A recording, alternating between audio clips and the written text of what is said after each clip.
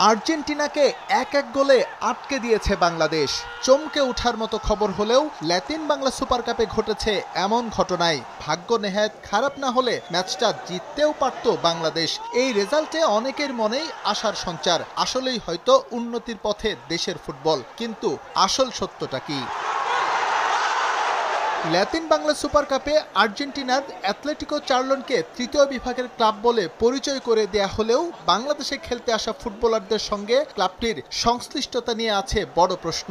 সেটা আরও পরিষ্কার হয়ে যায় মাঠে তাদের পারফরমেন্স দেখে। তাই আর্জেন্টিনা নামধারী ক্লাবটির সঙ্গে ড্র করেও সন্তুষ্টি নেই লাল সবুজ ফুটবলার ও কোচের। বিশ্ব চ্যাম্পিয়ন একটা দলের থার্ড টায়ারের পারফরমেন্স তো আসলে সেরকমই হওয়া উচিত। আপনার কাছে আসলে কি মনে হয়, টু বি অনেস্ট?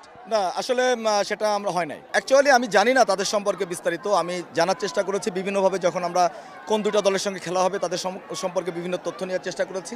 আমি ব্রাজিল দল সম্পর্কে যতটা তথ্য পেয়েছি, আর্জেন্টিনা সম্পর্কে ততটা পাইনি। Argentina team is very different.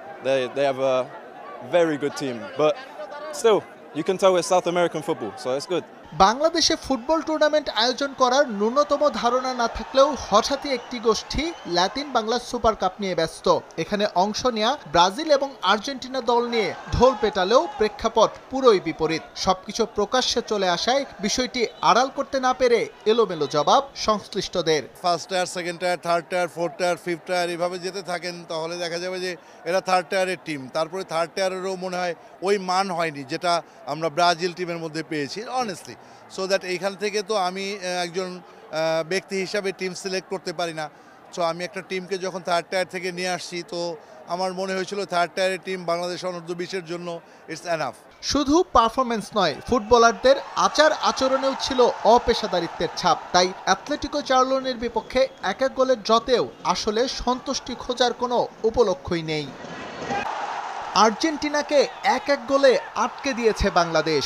চমকে ওঠার মতো খবর হলেও ল্যাতিন বাংলা সুপার কাপে ঘটেছে এমন ঘটনায় ভাগ্য নেহায়েত খারাপ না হলে ম্যাচটা জিততেও পারত বাংলাদেশ।